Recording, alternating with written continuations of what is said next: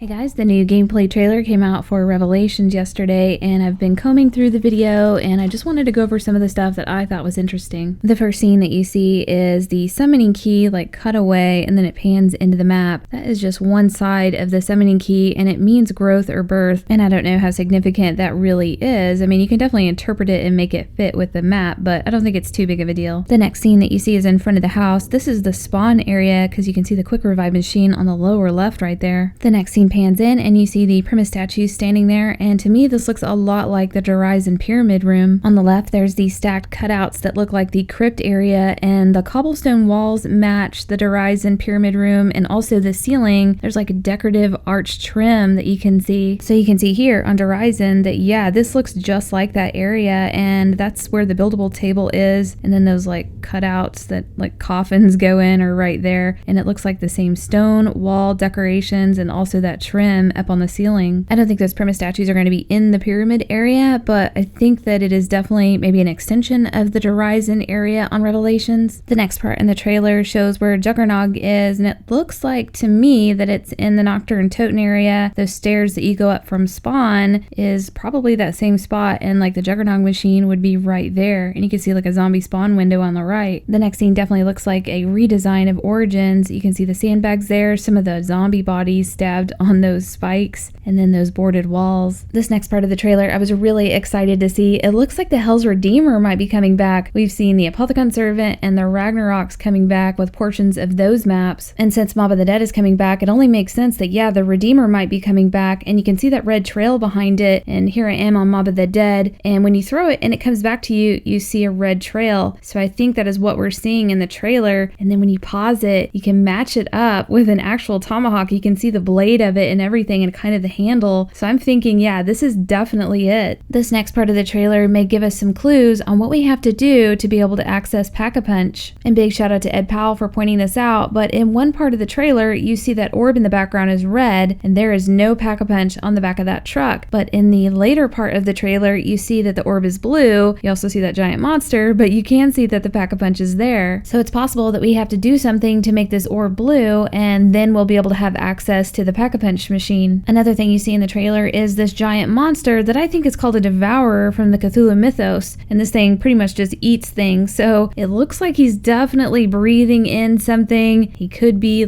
capturing the PackAPunch machine and might be moving it around the map. Who knows? The next part of the trailer definitely shows the spawn area of Shangri-La. It looks really beautiful, and then after that you start seeing scenes from Varuk. If you notice that doorway and then the green paint on the walls, you can match that up with one of these doorways here on Varuk. There's a staircase behind, and that's where the Sliqkilla is, but you can see the green paint on the walls, and yeah, it definitely matches that doorway right there. There's another scene that shows Varuk, and this is down by the Thompson that's on the wall, and you can match it up right here. You can see that metal boarding that doorway, and then you can see that red paint that's on the lower half of that wall. The next scene is also something from Varuk, and it's all these crazy drawings and ciphers that are on the wall, and you can see this in a couple of spots on Varuk. There's a kitchen area, and then it looks like maybe some living quarters, but yeah, it's just some crazy stuff all over the walls, and some of it's been deciphered. If you took all the writings and crammed it into one little space, this is what it would look like, and some of the things that got deciphered were using the Illuminati cipher code, and one of them says Living Dead, the other says OHM 935. There's also some numbers on the wall, and they're basically a date to June 24th, 1938, and during that time there was a real world event that happened where a meteor crashed down in Pennsylvania, and of course that matches the events in the zombie storyline. At the end of that line of numbers there's a 9:21, and that is a Bible verse from Jeremiah 9:21. And here's an example of more biblical references. If you guys watched my previous video, I talk about how there's a lot of that in the zombies backstory. This one reads, "Death has climbed in through our windows and has entered our fortresses. It has removed the children from the streets and the young men from the public squares." So yes, it definitely makes you think of zombies breaking through windows and stuff like that. This next scene I think is a new part of the map. I cannot match this up with anything. Let me know if you guys have seen it. The next part is the Kino stage. This looks awesome, and you can see the mural of some of the staffs in the background. Jason Blundell had said in an interview with Dalek that we would see the staffs again, so I was wondering, is this what he meant, or are we actually going to be getting these as weapons? This next scene finally answers the question we've been having: can we upgrade the Apothicon Servant? Jason Blundell had said in an interview with Noah J that we couldn't upgrade it in Shadows of Evil, and admitted that it was a really cryptic answer. I had made a video speculating that DLC 4 is when we're going to be able to upgrade it because they were bringing all these maps back, so this pretty much confirms it, and I'm just going to be curious to see what the steps are going to be, or if we're just going to be able to throw this thing right into a PackAPunch machine. This next scene shows this crazy looking boss, and it almost looks like mutated hellhounds, but it looks really freaky, and hopefully it is as creepy as it looks here. I've been waiting for a boss to be kind of spooky. I don't think any of them are, but this one has the potential to be very scary. Someone on Twitter had sent me a picture of what they said was a Cthulhu monster that looks a little bit like this guy, so big shout out to you for sending me this. But yeah, this kind of does look like that, and with Cthulhu mythology being kind of a backstory, it's very possible that this could be a representation. I thought this scene was really cool. A Margwa with a blue element 115 mouth, and since we have the Apothicon Servant, we're probably gonna have to build this thing like we normally do and collect the 3 pieces, so it makes sense why Margwas would be on the map, because we will definitely need a heart from one of these guys. The last thing that I thought was interesting was this part in the trailer, and I can't tell what structure that is, but on top of it, it looks like those curved stones that you see on top of excavation in Origins where the PackAPunch machine is. So I'll be really curious to know what that is when we finally get into the map, but let me know what you guys think about this, and we'll see you guys next video.